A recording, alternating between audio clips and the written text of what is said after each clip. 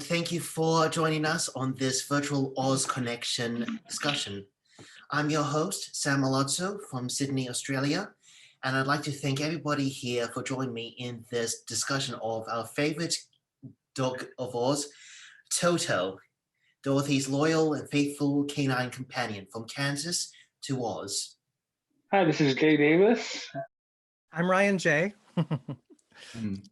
I'm J.L. Bell. And I'm Mr. Chase. Thank you all, and hopefully we'll be expecting some more numbers soon. But in the meantime, we'll be discussing Toto, how he appears in the Oz books as written by Elfrink Baum, and maybe discuss some possible inaccuracies between what Baum wrote and what dogs actually interact with their owners. So, we all know Elfrink Baum, the author of the Oz books, and the one thing that has always surprised me, because I don't hear it as often, is that he did have a dog named Toto while he lived with Maud, his wife, at Oscott. Right here, you can see Elfrink Baum in the garden at Oscott with a little dog he's holding named Toto. So, Sam, if you don't mind my asking, what book is that the photo appears in? Oh, that is Elfrink Baum, Royal Historian of Oz, as written by Angelica Shirley Carpenter and Jean Shirley. Cool. So yes, it's a very nice book, small, glossy pages, pristine pictures, so definitely a nice read, light reading and easy to get through. So definitely a nice recommendation. At the time, in the late 1800s, Toto was a pretty common name for a dog, as I understand it, coming over from the French. So probably there were a lot more dogs named Toto then than now, when we think of Toto, we think of what we think of as the Toto, Dorothy's little dog, a Cairn Terrier. Back then, I remember reading about a Broadway show where one of the big jokes was they had the little dog Toto come on, and it was some big Russian wolfhound that got up on the table. Wow. So the idea of a little dog named Toto was almost cliche. So if I'm hearing it right, Toto was originally more associated with French dogs than American ones?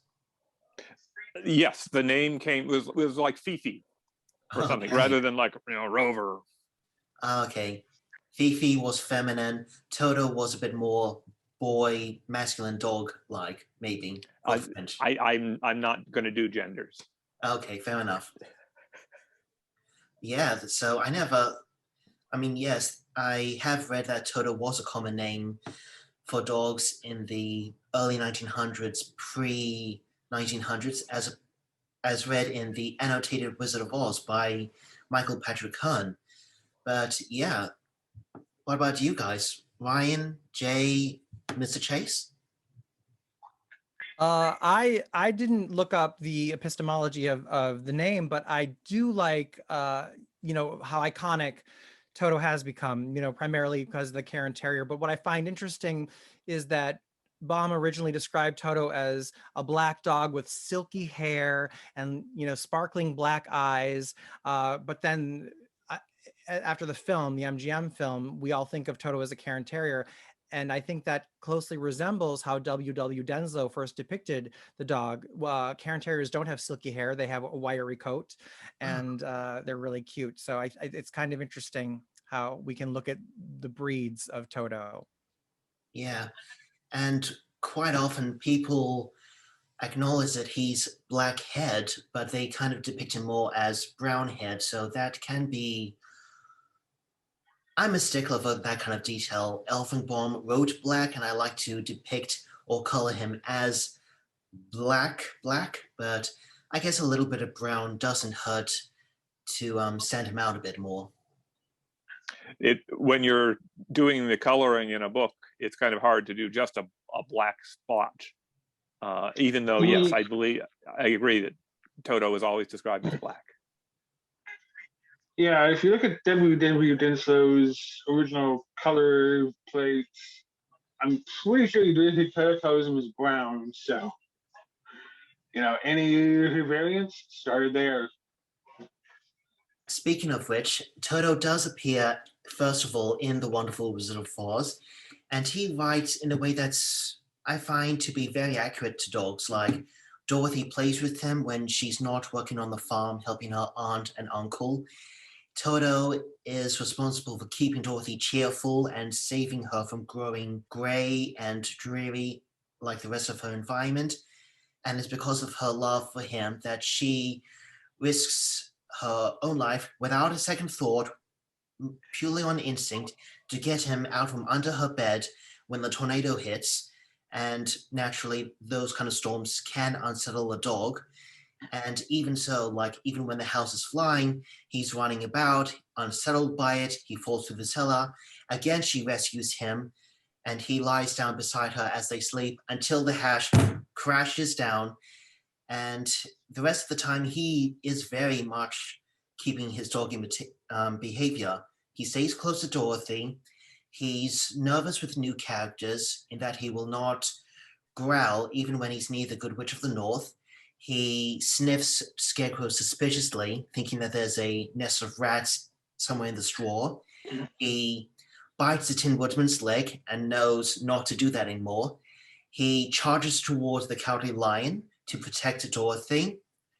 And that's the second time that Dorothy, or I guess the third time that Dorothy risks her own life to save Toto, is when she goes and slaps the Cowardly Lion.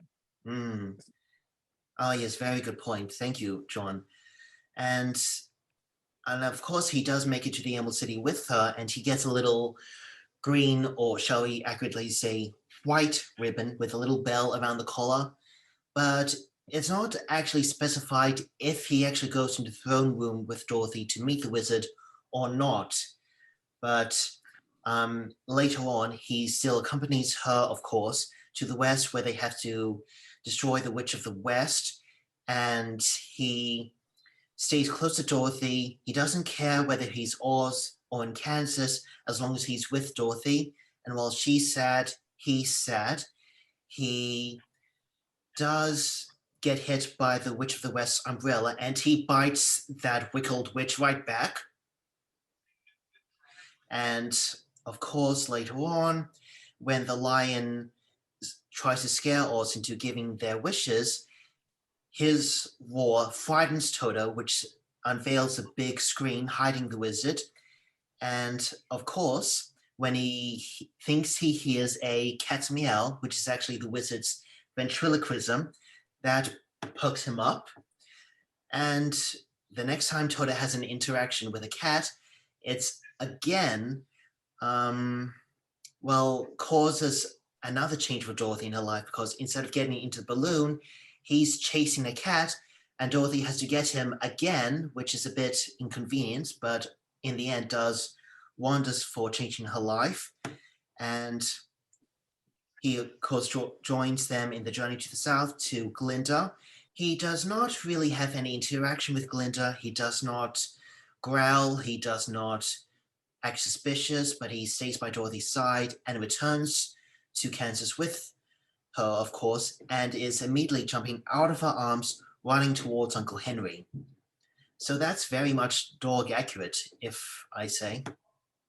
It's true. And I think any of us who have had the experience and the pleasure of having a dog in our families or our lives know that incomparable relationship, and the bond between dog and pet owner is so special and so loving and so loyal. And I think you're right. Baum does an incredible job of creating the character of Toto as that loyal companion. And what's spectacular about it in the book is that he's so supportive of Dorothy. And I think it's really interesting that in the movie to see that he is, but still also, or not also, but in difference compared to the book, really drives the story.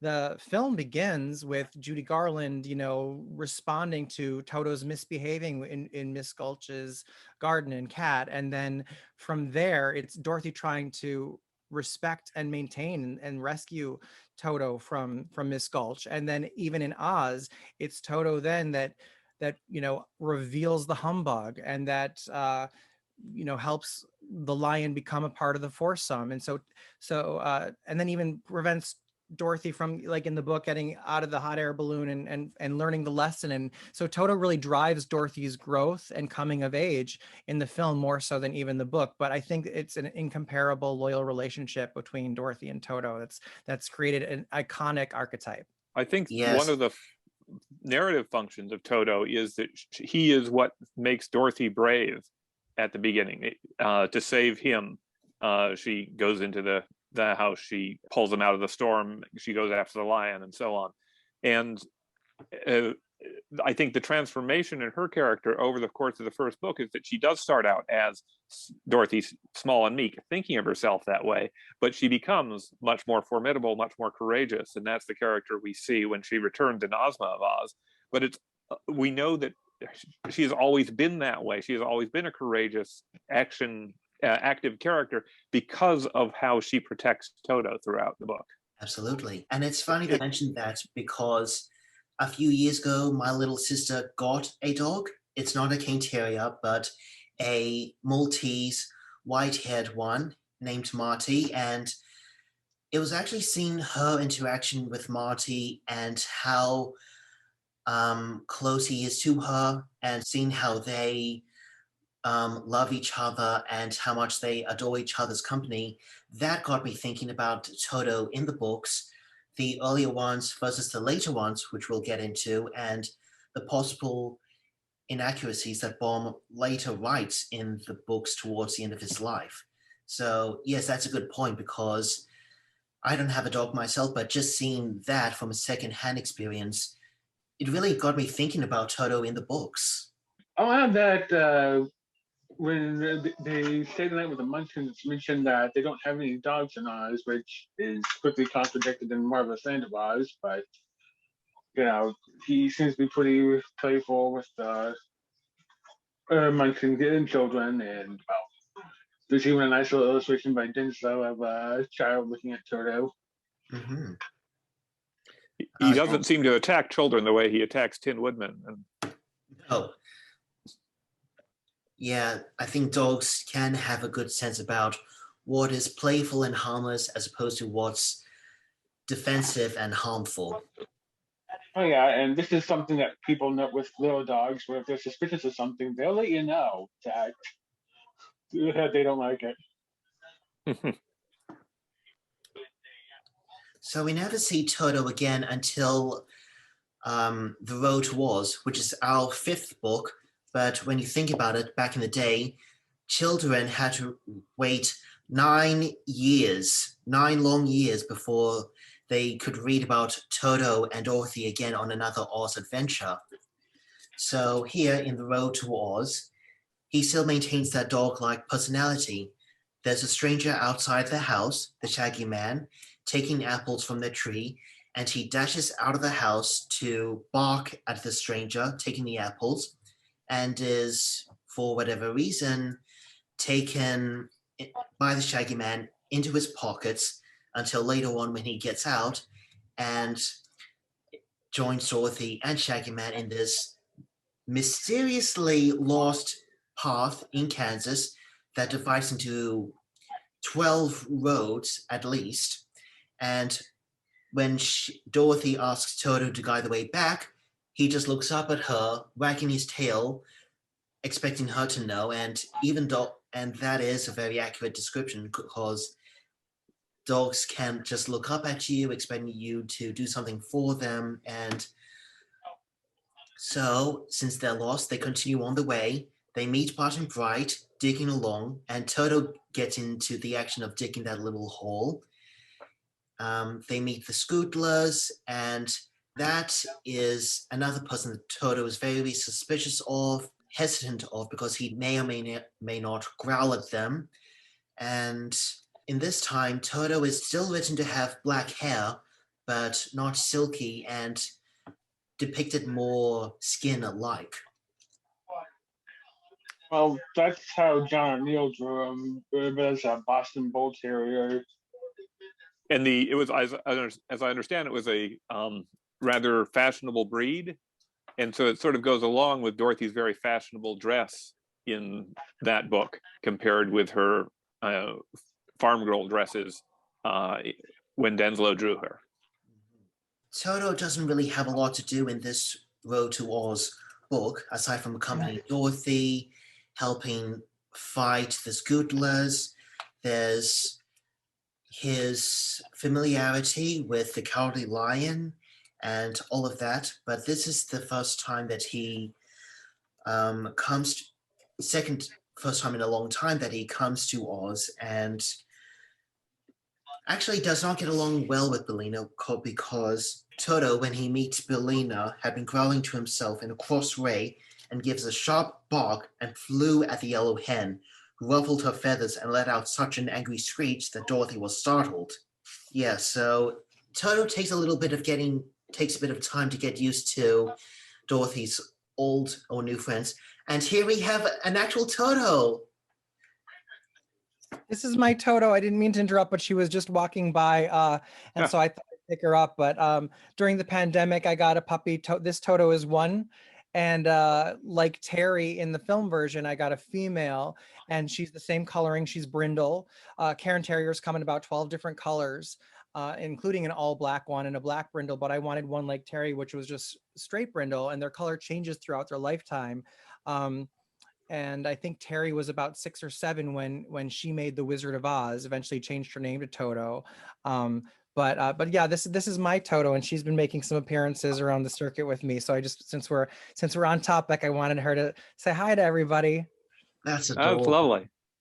While we're in the Road to Oz, Sam, one notable moment is when Dorothy and Toto look at the statues of themselves, and Neil has drawn them as statues as Dendlo drew them. So clearly he knew that he was changing the model, as artists say, that he was drawing them in a new way. And his Toto, as I recall, is sort of laughing at the old one. Oh yes, absolutely. And even standing up on his hind legs, pointing. You could say that the Road to Oz was their last visit because the Emerald City of Oz has them actually moving into the Emerald City, and they don't actually return to Kansas ever at this point. So Toto is with Dorothy from the beginning, and he is with Dorothy throughout the entire time.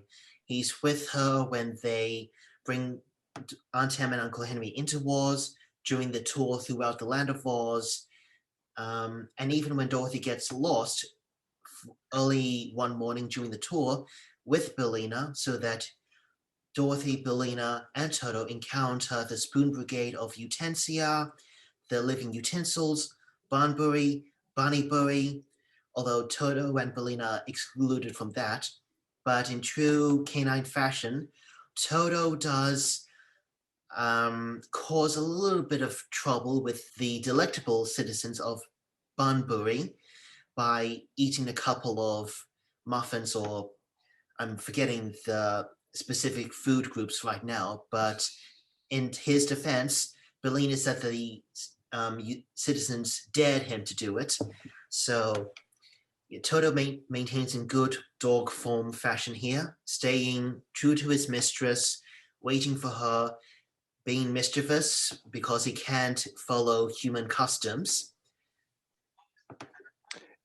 In The Wonderful Wizard of Oz, Dorothy feeds Toto bread on their trip along the Yellow Brick Road to the Emerald City, and she worries about running out of bread. And so obviously he's learned to eat bread. And yes, when you put a dog who's learned to eat bread in a town full of baked goods, it's not going to end well.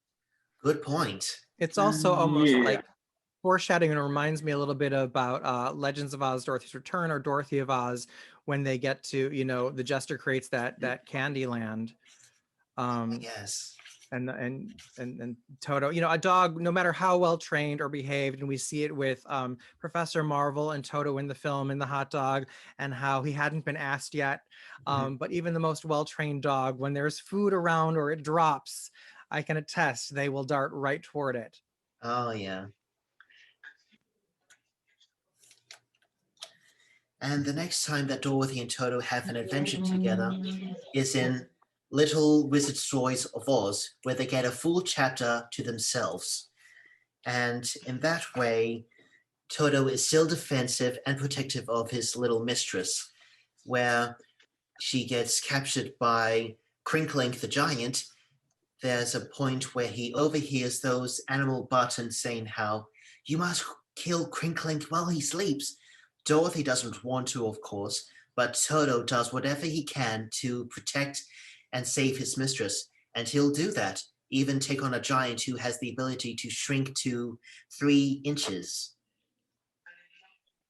Of course, we know how that story actually turns out. Now, is it fearsome that Toto is willing to attack and kill such a little creature? Well, I've often believed that dogs are descended from wolves, and they're a much bigger breed of dog, and every animal has that instinct to survival of the fittest in a way. I mean, am I wrong about that, or is that make sense? Oh, I think that shows the difference between Toto as an animal and Dorothy. That, you know, Dorothy can be fierce and aggressive, but she never actually tries to, you know, kill the Wicked Witch of the West. Toto is really going at it in that story. Yeah. I believe, if I'm not very mistaken, that story in Little Wizard Stories actually had an alternate ending that the editor wanted him to change, where Toto actually just kills Crinkling.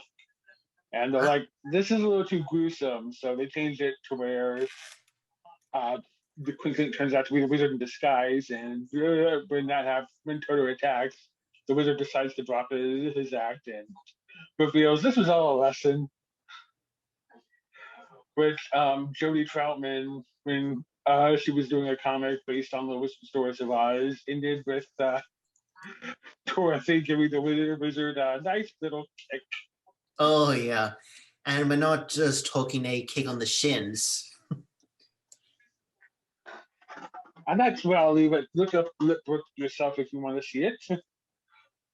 So, the Emerald City of Oz was originally intended to be the end of the series, and thank goodness it was not, because had it been that way, we wouldn't have had a good series of Oz as we do now, because Elfenbaum returns us to the land of Oz with the patchwork goal of Oz, and we don't see Dorothy and Toto in that book until the Emerald City part, which is in the middle of the book. And just like The Wonderful Wizard of Oz, this has more than one journey. So it's not a journey to get home, it's a journey to restore family in a way. Ojo has Unc Nunky turned to stone, and he needs to find these ingredients to bring his guardian back to life. And the Patrol joins him, as does the Scarecrow, and eventually Dorothy and Toto, and they maintain their interaction. You know, Toto comes across the Tottenhearts and Hip Hopper, the champion wrestler, and he barks and growls at them in true dog fashion of any canine who finds a new person they are not familiar with and know nothing about. So, but this time, as in the Little Wizard Stories of Oz, John Neal gives Toto a more furrier appearance, longer hair. Yeah, Neil was not very consistent about how he drew Toto. Very infamously. Toto, even though he's remained Dorothy's companion in this book and maintaining his dog-like personalities, doesn't really have anything significant to do in this book besides being the loyal companion. That is until Tik-Tok of Oz, where it's the end of the story, the end of the adventure, and while Dorothy has not had an adventure in this book, it is revealed that this entire time, he actually has had the power or the ability to speak words like us people and all the other animals in Oz. He's just chosen not to. Because So animals in Oz talk, right? And so I remember when I read that for the first time as a child and being so excited when Toto finally spoke. And I wished that he had said more. He was he was a dog of few words. So I you know, as an adult, you can try to intellectualize it and think about it and wonder about Baum's, you know, headspace in writing that. But as a kid, I just thought, you know, you just kind of accept it and you just think like, wow, Toto doesn't have much to say, or he's content not to speak. But I always wondered and wished that he had more dialogue, because I personally, as someone with dogs in my life, always wondered. And actually, you know, when you're a child still, before you grow up, and when imagination and fantasy is quite real to you yet, I remember thinking like my childhood dog could actually speak, but just refused to in front of humans, you know. And I remember one time cornering her and being like, all right, Muffy, no one else is here, I promise I'll keep your secret, I'm not going to tell anyone, but you can talk to me. You know. So I loved when Toto spoke in Tik-Tok of Oz, and I had always wished for more. Mm. I had the opposite idea. Well, I like that moment in Tik-Tok of Oz. Now I didn't have a dog growing up, so I can't. It might have been different if I had, but I like the idea that Toto could speak, but didn't want to, didn't feel a need to, because Dorothy always understood what he was saying, and that made him distinct among all the animals in Oz, at least as far as Tik-Tok of Oz. Yes, because even though we don't know the full details of their backstory, Dorothy and Toto grew up in Kansas, so they already have that interaction, that familiarity, and that bond, so that Toto communicated with his growl, with his bark, with his body actions, you know, like sitting up if he wanted something, or wagging his tail. So there was no need for eloquent words in Kansas, because, you know, they were working on the farm and it was basic interaction.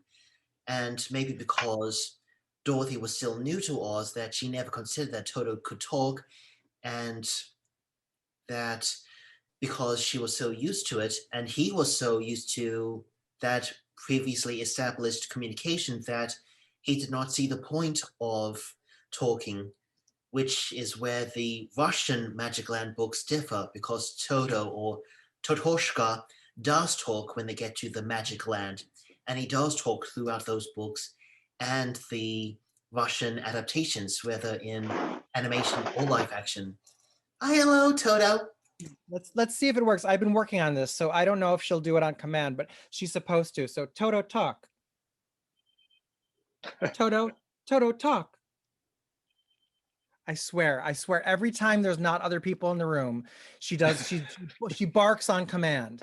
So she's been hanging me out to dry lately, so I apologize for that, but she's a good dog. Well, she's sticking to character. Yeah, exactly. True, technically there are no people in the room, but dogs still can hear, so maybe that's why she's a little put off barking at your request, because she can hear others and just not see them. Mm-hmm. Could be. Funny enough, even though I've read Toto talking in these books, I personally still cannot find the right voice I'd like to hear Toto talking. I hear it as a sort of young adult or adolescent sort of voice, but I don't quite have any satisfaction with how I hear him talk when I read the books. I've still yet to hear or find the right voice from him for me. Sam, do you hear the voices of other characters that way? Yeah, like I hear sort of Brad Garrett's charm sort of like voice for the Cowardly Lion, you know, like, because they're all so different, I managed to hear the words and voices enough. I mean, I won't say that Dorothy, Ozma, Betsy, and Trot have distinct voices, but yeah, it's something I'm still trying to figure out.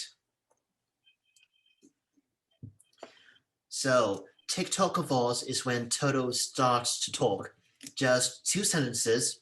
All right, here I go. Then he dashes away. But Toto does get more of a chance to talk in The Lost Princess of Oz.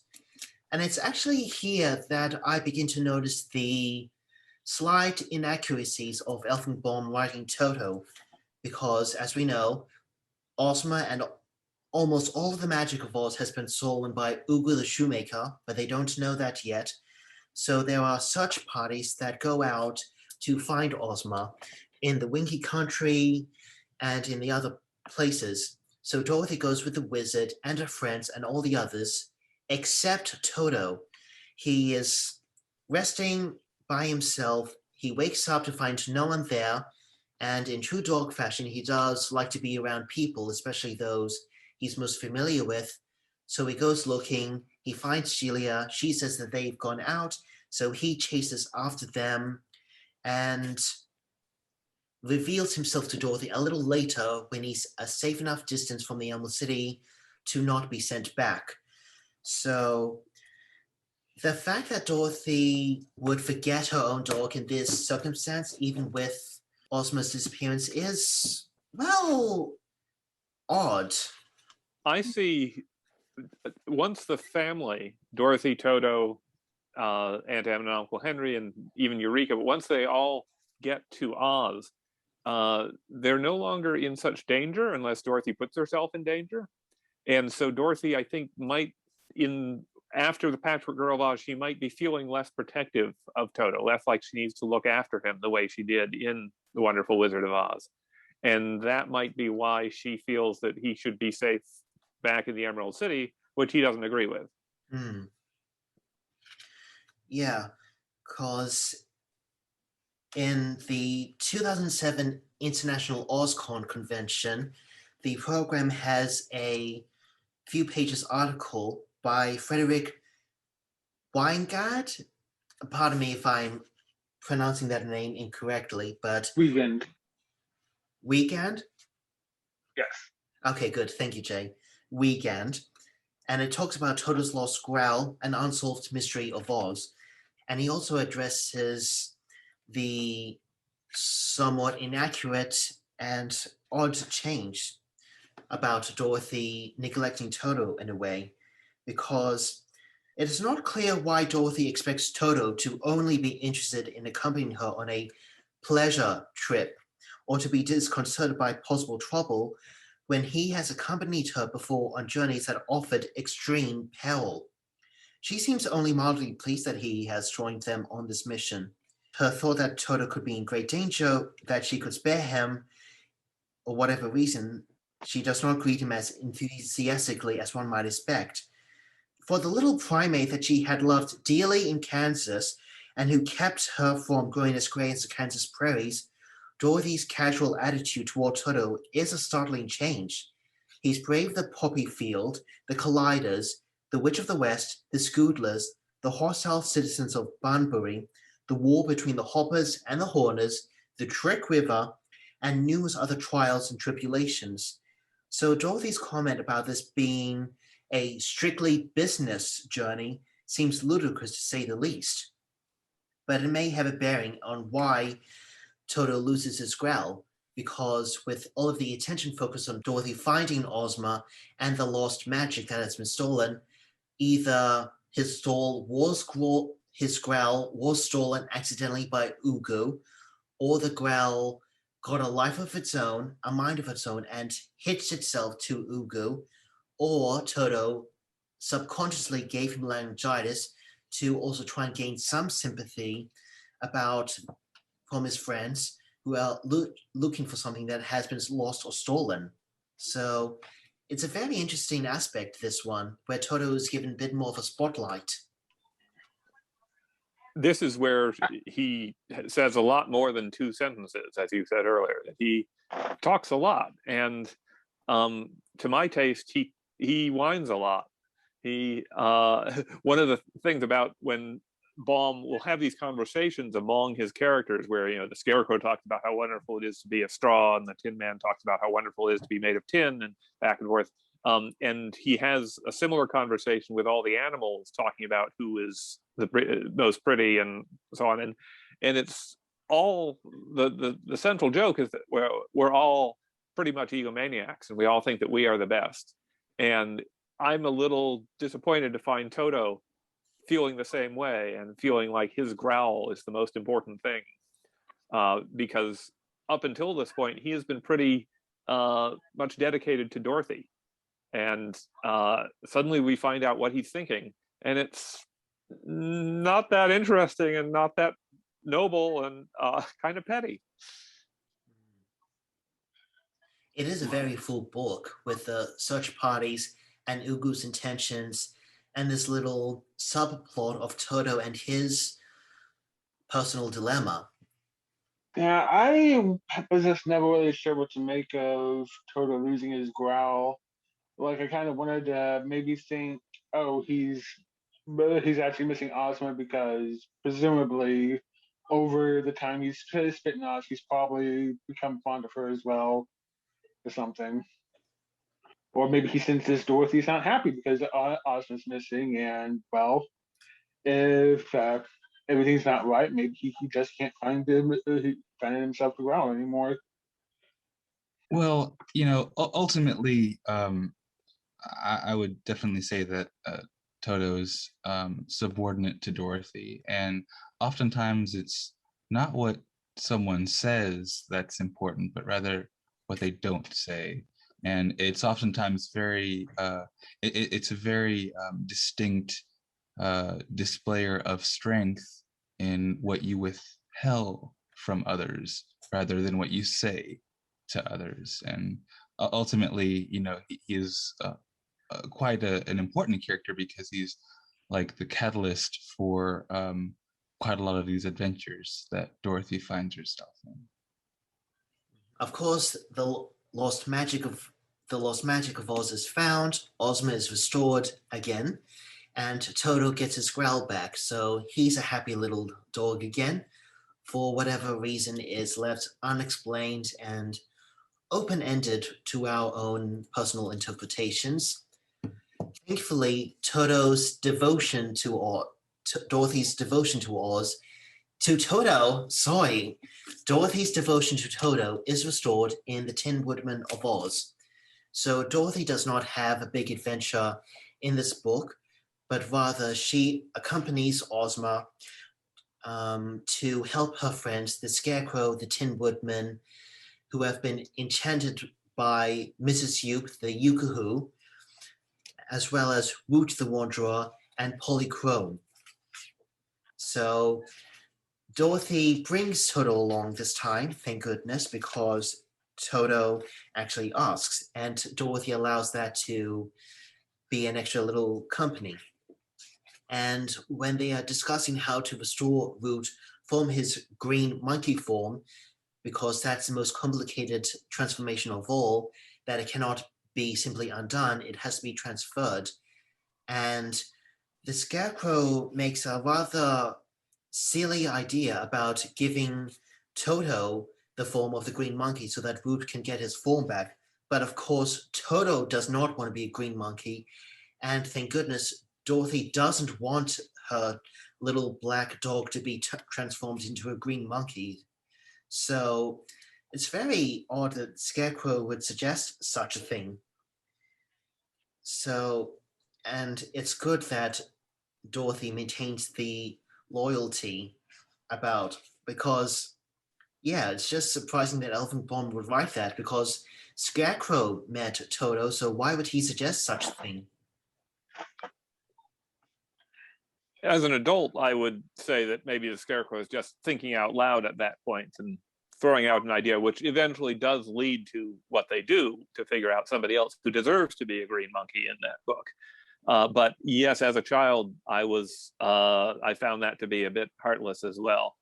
I mean, the only person who actually is interested in having Toto be transformed into a green monkey is Ginger, because she's fond of Woot already, or at least feels sympathy and pity for him in this state. But yeah, so thankfully that subject is dropped and Toto remains the loyal black dog that he is, and Dorothy retains that. And as you say, John, the person who actually deserves the green monkey form is the person who inflicted this in the first place, Mrs. Yoop the Yookahoo, rightfully so.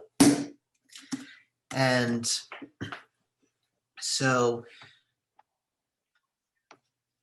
the in a previous book, Ring-a-Tink in Oz, Dorothy does go on an adventure with the wizard, but there's no Toto in that book, so no point bringing that up here. But the next and last final time that Elfenbaum mentions Toto is in The Magic of Oz. This is the second time that we are celebrating Ozma's birthday, and Dorothy is trying to figure out what to get Ozma. So she says, "Tell me, Toto, what would Ozma like best for a birthday present?" The little black dog wags his tail. "Your love," he suggests. "Ozma wants to be loved more than anything else." "But I already love her, Toto." "Then tell her you love her twice as much as you ever did." "That wouldn't be true, Toto," Dorothy objects. "I've always loved her as much as I could. And really, Toto, I want to give Ozma some present, because everyone else will give her one." "Let me see," said Toto. "How would it be if you gave her that useless pink kitten?" "No, Toto, that wouldn't do." "6 kisses?" "No, that's not a present." "Well, I guess you'll have to figure it out yourself, Dorothy. To my notion, you're more particular than Ozma will be." So that is the last and final time we see Elfenbaum write Toto having an interaction with Dorothy. He does not go on an adventure with her. He tries to be helpful. He tells her what he thinks, and it's not much help to her. But at least she actually went to him for advice, so that's something. And I think it's a measure of how close they are that he can't think of anything to give better than being loving, showing your love as kisses and telling you that you love the other person, and even making the great sacrifice as a dog to tolerate the pink kitten and let Dorothy have her pink kitten. That, as he says, you're more particular. Ozma, you're asking as if Ozma is more particular than you are, which can be read as, you love me when I give you these things, when I show you my devotion. Isn't that enough? And that's sort of an essence of a dog and a mistress. Yeah, it really does speak to the true nature of a dog. I love that passage, and I think it's really adorable. So I'm thrilled that you shared that again. Oh, good. Because it's a bit of a shame that we never see Toto again after this, because the final book by Elfenbaum is Glinda of Oz, which is a nice title to focus on the Good Witch of the South, or the Sorceress. And that is a Dorothy and Ozma adventure where they try to prevent a war. But from a young age, like say the year 2000, I've always wanted to make the Oz books by Elfenbaum into movies with a few little adjustments. And one of them was to include Toto joining Dorothy and Ozma in this adventure, because, as mentioned before by Frederick, Toto doesn't care if it's business or pleasure. He wants to be with Dorothy because he's hers and she is his. So it doesn't matter where they are as long as he's with her. So, and if Dorothy is going to be in danger, any possible threat to her, he wants to be there to protect her. So I think that if Dorothy had brought Toto along with this adventure, that would be such a good dynamic, an extra person. Because Ozma has her magic, and while Dorothy does have the magic belt, even if she doesn't really use it properly, as she did in The Lost Princess of Oz, the fact that Dorothy could have had Toto would have been a really interesting aspect of the journey.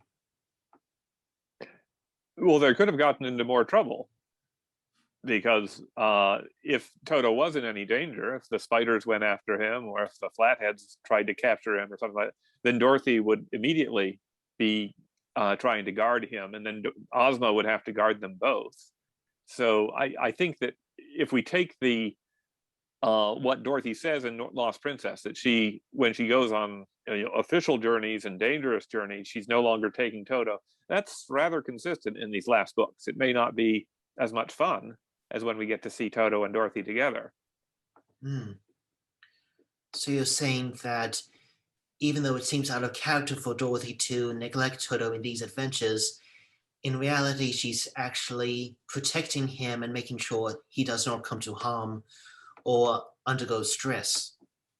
Yes, that by leaving him in the Emerald City, she's leaving him in a safe space, safe place where he's fed and warm and has his growl, and she doesn't have to worry about him. I mean, she doesn't take Aunt Em on her adventures either, and she loves Aunt Em.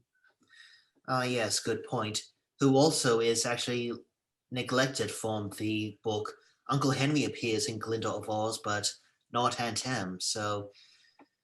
But I often believe that towards the last few years of his life, that Elfenbaum was getting a bit more serious. He was deathly ill. He was smoking, which did not help.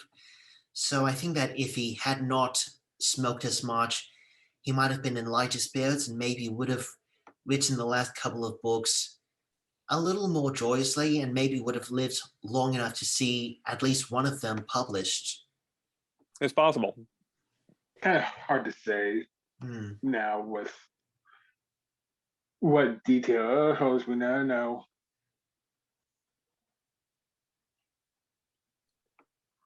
I'm sure you're all familiar with the Toto movie that is in pre-production currently right now. I haven't heard of that. Yeah, it's based on the doggone amazing story of The Wizard of Oz by Michael Morpurgo, with illustrations by Emma Chichester Clark. Originally published in 2017, and shortly thereafter the rights being acquired to make it into a feature-length production, which it always just warms my heart how even though some characters' stories have ended with L. Frank Baum, they still continue forward into the modern day with modern interpretations. Yes. And while we still have yet to hear any more further details about this particular production or the New Line Cinema version, which I'm also looking forward to, it'll be interesting to see how Toto in Oz, just as I'm calling it now, the second Toto and the Wizard of Oz version will go, because I actually saw that book in a bookstore recently, and it does do a little revised. It's a slightly different telling from the original book. Like there's more than one Toto. It's a little different, and we got a hint of that in a previous short story where we saw the Wizard of Oz told from Toto's perspective, and appropriately, all the pictures are in black and white. And that I was the editor of that issue of Oziana, and the black and white was an appropriate choice, but not one we had any choice in, because all Oziana is in black and white. And if you flip it over, there's Oziana 2010. So 2 issues in 1. But yeah, it'll be interesting to see how this Toto adaptation goes. Speaking of Toto adaptations, I just think it's really fun to mention that, we saw the Cairn Terrier in The Wizard of Oz. In Return to Oz, we have a Border Terrier, a mini Schnauzer in The Wiz. NBC's Emerald City was a German Shepherd. But to me, I think the most accurate Baum page to screen adaptation of Toto is in the film version of Inkheart, which is based on the book Inkheart. And in that story, a girl, like her father, has the power, the magical power, to read out from a book characters. And so while she's reading The Wizard of Oz, Toto pops out of the book and then is kind of trapped in her world on Earth with her for her adventure. And I would recommend that film to anyone. It's a Brendan Fraser film. It's a great adventure. Paul Bettany is also in it. And and that Toto is, I think, the most accurate, Baum, black, silky haired dog that we've seen. I don't know if it's Cairn Terrier mix. I've tried to do research to find out what kind of dog that is in that film, but if anybody wants to see a really great Baum accurate Toto on screen, Inkheart is fantastic. Yes, it is. I saw that movie, and it also has Helen Mirren in it, doesn't it? Yes. And it's not just Toto we also get Oh, a little whirlwind with a house made out of wood strewn about, blown about, fall about in it. So there's a little bit of Oz in it. So yeah, I saw it. I liked it. And I hope to see more from that series someday. I've only read Inkheart. I haven't seen the movie, so I'm making a mental note to see the movie. Now there are in Magical Mimics of Oz, in Toto of Oz, Gina Wickwar's book that you have shown behind you, we do see Toto get more of a central stage position in later authors' stories. So in a way, it's almost as if he has captured other readers' hearts, people who had read the books, more than he captured Baum's, because Baum always kept him as a supporting character, a very important supporting character, but never as heroic as he is in those later books. He's one of the heroes in the book, right? It's Magical Mimics of Oz, and he, being a dog, he can see through the mimicry better than anybody else. So he ain't fooled. Yeah, especially if it's someone taking Dorothy's form. He knows his goal. That's right. One of the fun thing about Magical Mimics is Frank Kramer's illustrations. Try to pick what breed Toto is from any two. They hardly ever match up. Well, does Baum ever tell us anything about Toto's breed, or is he just an ordinary dog? Just that he's got merry eyes that twinkle, a wee little nose, black hair, shaggy hair. Not much. It's not specific, but that even with that description, Toto is depicted many other ways in some animated versions. He's a white and black beagle or sort of thing in a 25-minute Good Times cartoon. In a Mandarin anime, he's white and brown again. And in some animes, he does have his black hair, but sometimes he's more gray, sometimes he's more blue. In the Russian live action 94 film, he's white. So yeah, he has a lot of different looks. And while it is not my most favorite adaptation, the cartoon series by Warner Brothers on Boomerang had an episode where, well, in all episodes, Toto doesn't talk. He maintains his dog barking, growling aspect. But in one episode, Jinxed, Dorothy is unable to speak because of a magic spell. Scarecrow can't talk because he was kissed by Patrickle. She does not have the name Scraps, so it's just Patrickle. Tin Man can't speak because he's rusted from some water. Lion can't speak because he's got his mouth full of peanut butter. So it's up to Toto, who doesn't talk or speak properly, to talk to this creature to help solve the issue about all of these things. He does not talk again, but it's up to him to fix everything. So that's a rather amusing thing. So, Sam, are you saying in this cartoon that Toto does talk when he needs to, but usually doesn't? Or does he find another way around this problem? He talks in his own, he still talks in the dog way, barking and growling. Got it. So what he does say, we don't know exactly. But yeah, so that's pretty much it for Elvin Baum's Oz. For those of you who have read the Ruth Plumley Thompson Oz books, how is Toto in those books? I did take a quick look at the Oz Wikia and saw that Ruth Plumley Thompson mentioned Toto in 3 of her books, Kabumpo, Grandpa, and Jack Pumpkinhead, and I do not remember what she had to say about him in any of them. So it must not have been that significant. I'm like, surely he must have been in Oz Things, Wizard of Oz, but I can't think of anything he does there either. Mm-hmm. So it's like he's just there. So, you know, Thompson really just was like, if she didn't have a use for a character, she would, they often just want you used. Like Mm-hmm. Buck White and the Shaggy Man basically disappear from the series as well during her tenure. Not that they disappeared from Oz, but she just didn't have a use for them.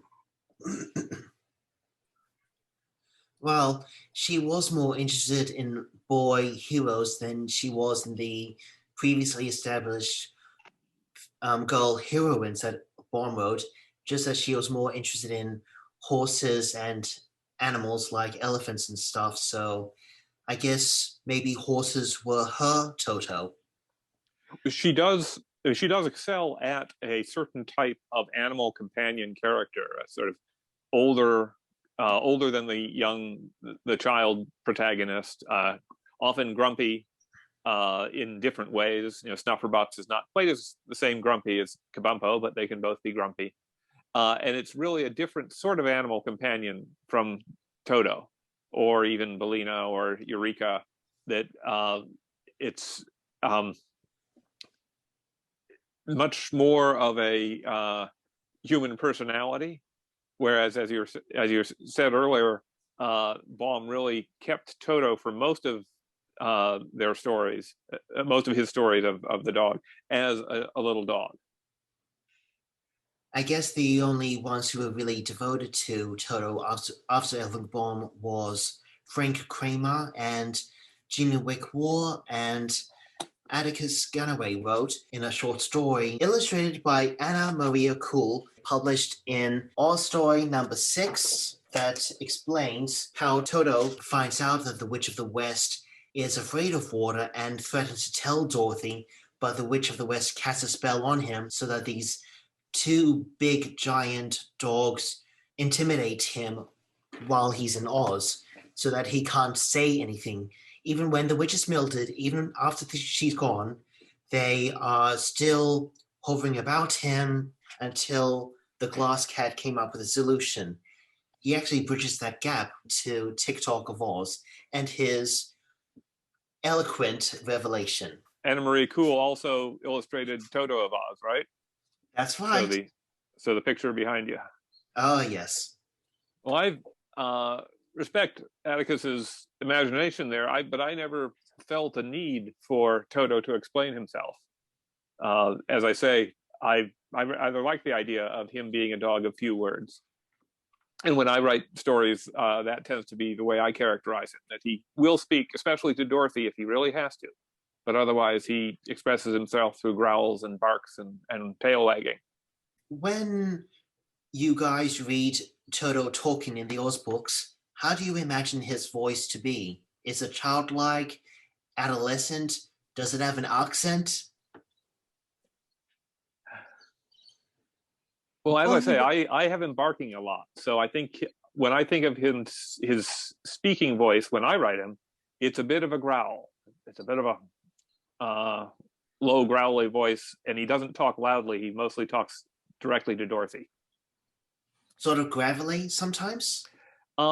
Somewhat, yes. I mean, what a little dog growl can sound like. So not really rough, but deep. And as I say, he would be speaking in a sort of undertone rather than announcing things to everybody. Very humble. Well, yeah, I just think that he certainly would have like kind of a continental American accent, because as a classic American fairy tale, I just imagine that he would have maybe a little bit of a like that kind of early Hollywood twang. Sort of like Mickey Rooney almost in a way when he was Young Prince of Beauty. I think that's great. So I kind of think of him as kind of a Western character, kind of think Dirty Harry. He doesn't like speak loudly. He just kind of talks to where he wants you to listen to him. It kind of stems from the she lives in the country, and it just, for me, it makes sense that he would speak slowly with a bit of a country twang. Even though I've watched a lot of American TV in the past, and I still do, I don't always notice accent as well as everybody else. I know that a lot of Americans say the O a little bit more like R, like flatter, more of an A than an actual round O.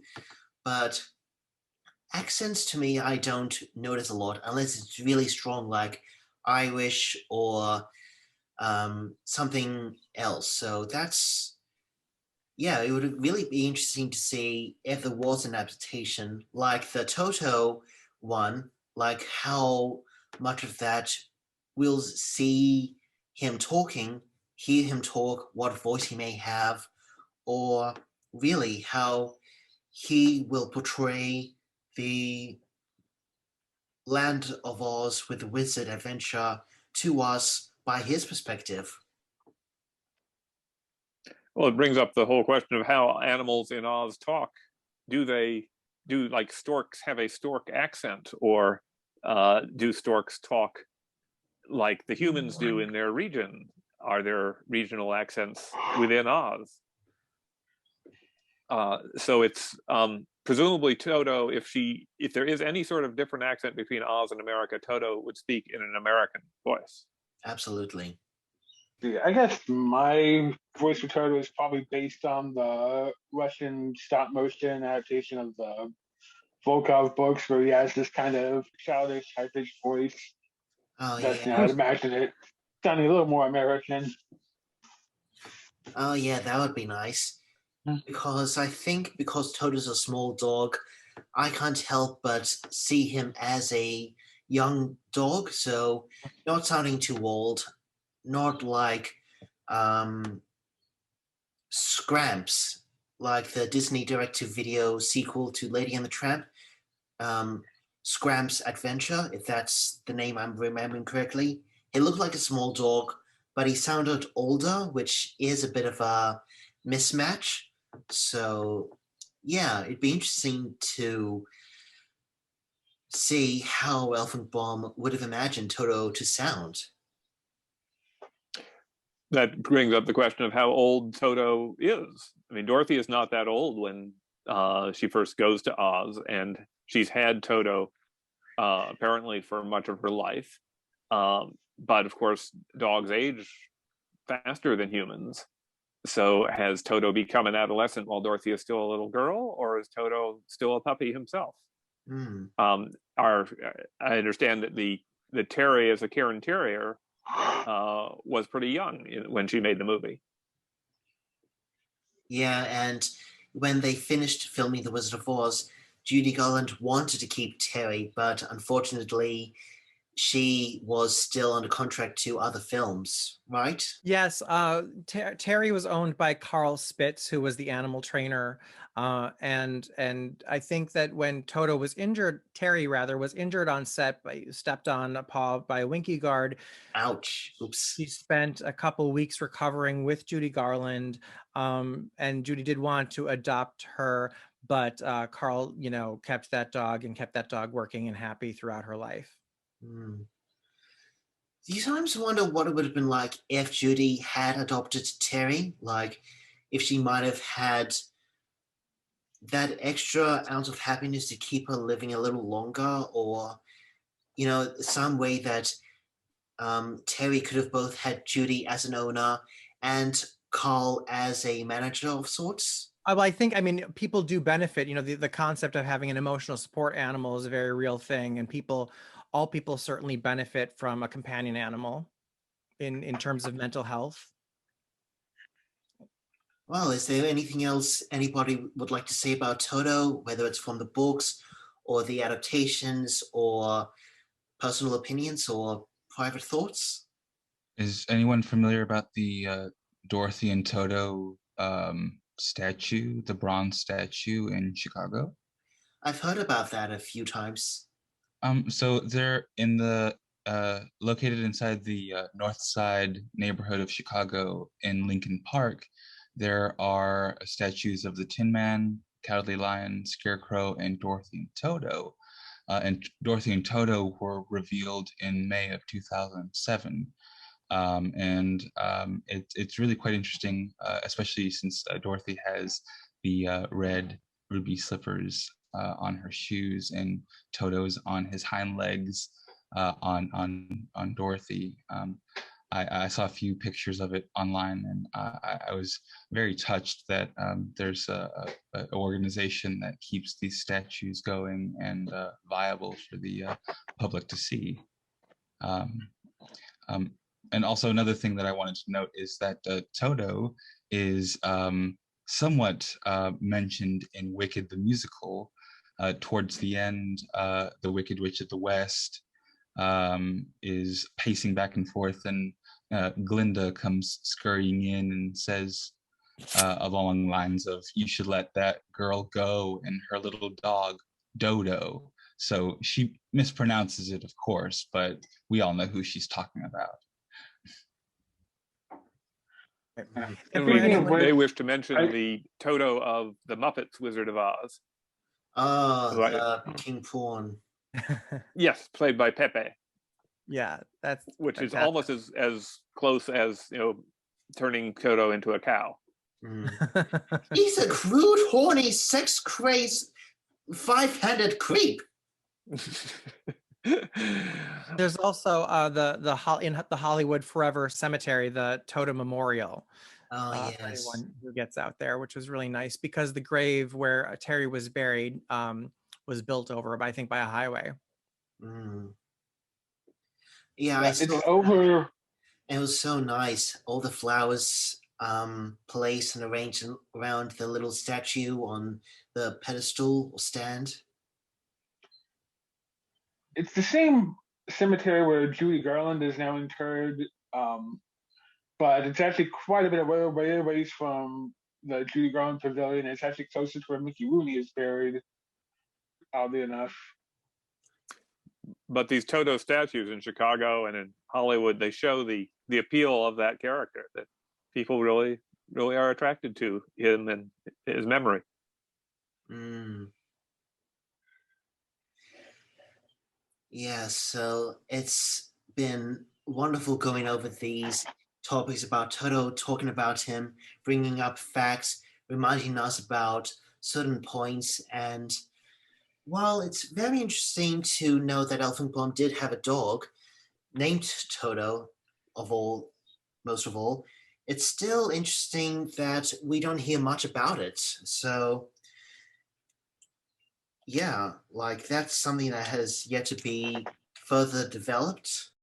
And it's a white dog, sort of looks like a collie or ladylike.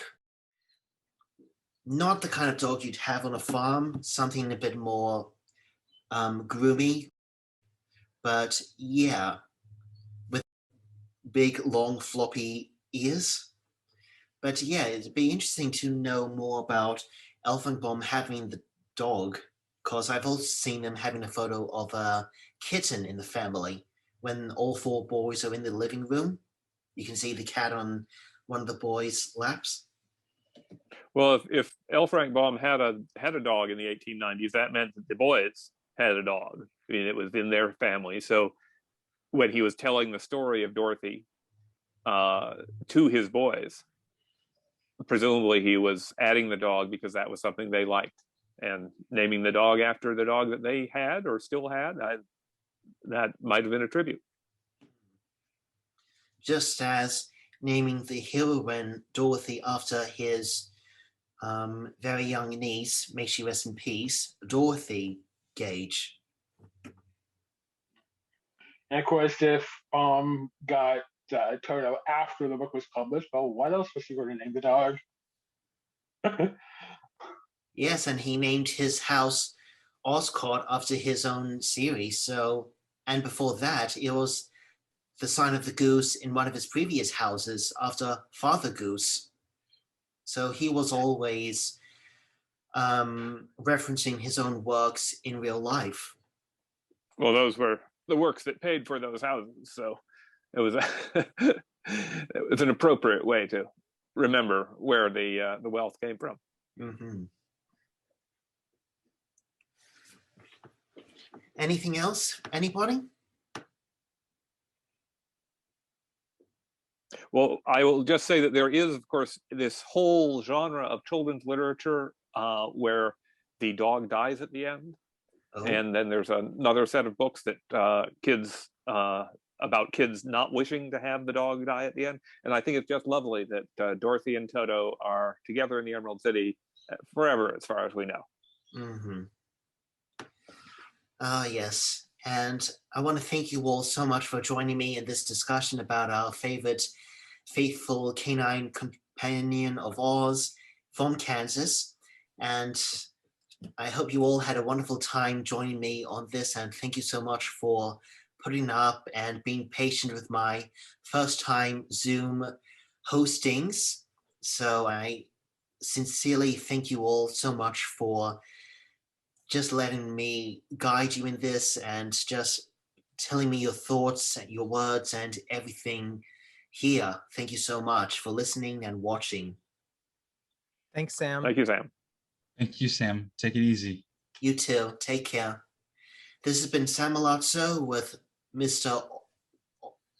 OzRoy Chase, Jay Davis, Ryan J, and John L. Bell, talking about Toto and his faithful, loyal legacy to Dorothy and Oz, thanks to Elfin Bond.